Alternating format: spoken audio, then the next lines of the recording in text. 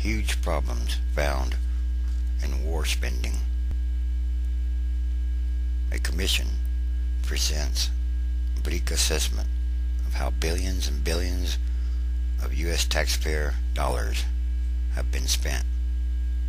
And this is one Christmas gift U.S. taxpayers don't need or want.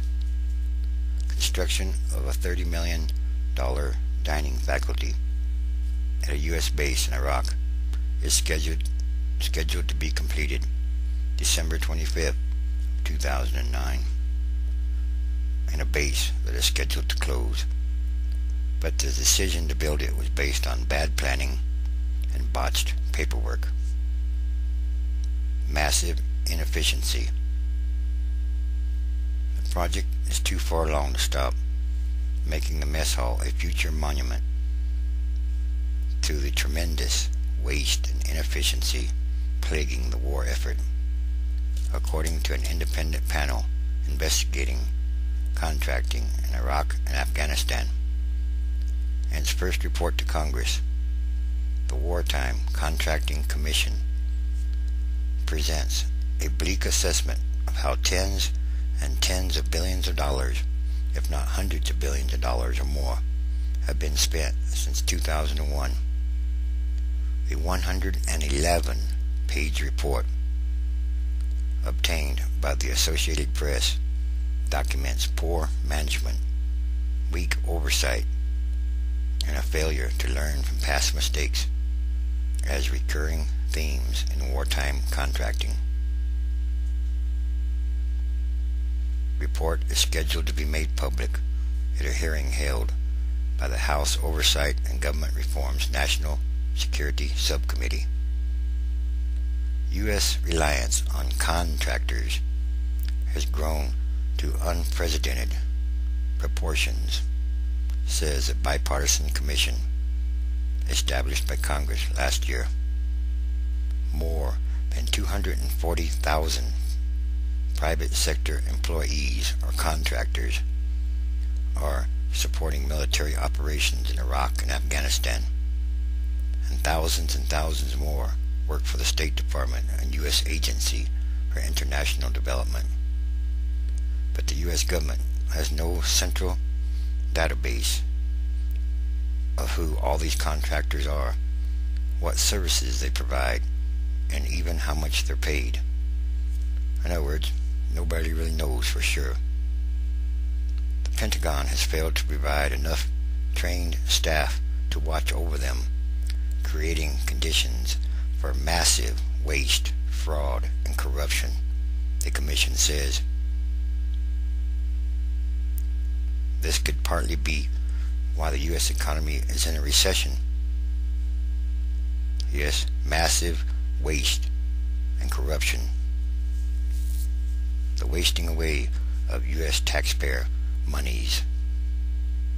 In Iraq, the panel worries that as U.S. troops depart in larger numbers, there will be too few government eyes on the contractors left to oversee the closing of hundreds of bases and disposal of mountains of federal property. More room for more waste, corruption, and fraud. At a 7-acre forward operating base turned over to the Iraqis in March, the military population plunged from 1,490 to 62 in just 3 months. During the same period, the contractor population dropped from 928 to 338, leaving more than 5 contractors for every service member.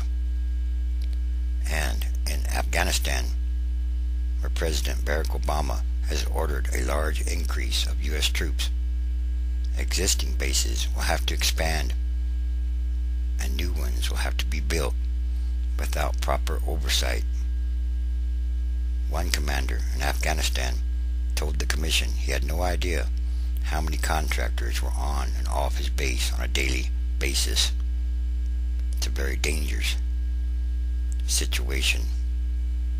Another officer said he had property all over his installation, but didn't even know who owned it or what kind of shape it was in. there are very questionable construction projects in Afghanistan. Also, the Commission visited the new Kabul compound, a building intended to serve as headquarters for U.S. forces in Afghanistan. But members saw cracks in the structure, leaking pipes, broken pipes, sinking sidewalks, and many other defects. The Army should not have accepted a building in such poor condition, the report says. The Commission cites concerns with a massive support contract known as LOGCAP, LOGCAP, that provides troops with essential services, including meals, housing, mail delivery, and laundry. And despite the huge size and importance of the contract, the main program office managing the work for both Afghanistan and Iraq has only 13 government employees. For administrative help, it must rely on a contractor. Billions and billions of dollars paid to KBR Incorporated. KBR Incorporated, the primary LOGCAP contractor in Iraq, has been paid nearly $32 billion or more since 2001. The Commission says billions of dollars of that amount ended up wasted due to poorly defined work orders, inadequate oversight on contractor inefficiencies, and corruption. In one example, defense auditors challenged KBR after it billed the government for $100 million in costs for private security, even though the contract prohibited the use of for-hire guards or mercenaries. KBR has defended its performance and criticized the Commission for making biased statements against the company. KBR is also linked to the dining hall construction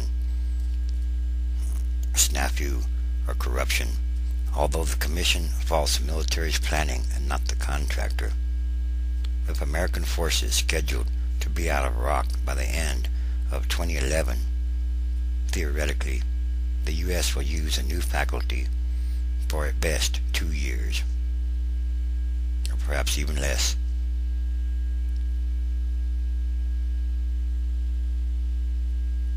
The decision to push ahead with the new dining hall was based on paperwork that was never updated and a failure to review the need for the project after the security agreement was signed. Most of the materials have been ordered and construction is well underway, so just build it anyway. That means canceling the project would save little money because KBR would have a legitimate claim for payment based on the investment it has already made or the contract already signed. The Commission urges commanders in Iraq and Afghanistan to review thoroughly all ongoing construction and improvement projects.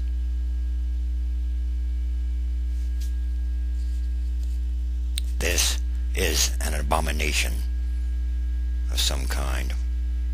How many billions and billions, or perhaps hundreds of billions, if not trillions of dollars, have been wasted on the war efforts? Money that will never be recovered. No, it's not an investment. It's money that's been thrown away in some kind of way. This is an American tragedy or catastrophe in the making. It's still going on. The U.S. government doesn't even know really for sure how many contractors it has working in the war areas or zones, or what they're even doing, or even how much it's costing exactly. What kind of deal is that? The U.S. taxpayers are being ripped off some kind of way also. This is not right, and it is an abomination, because God is watching. God sees everything. He sees all.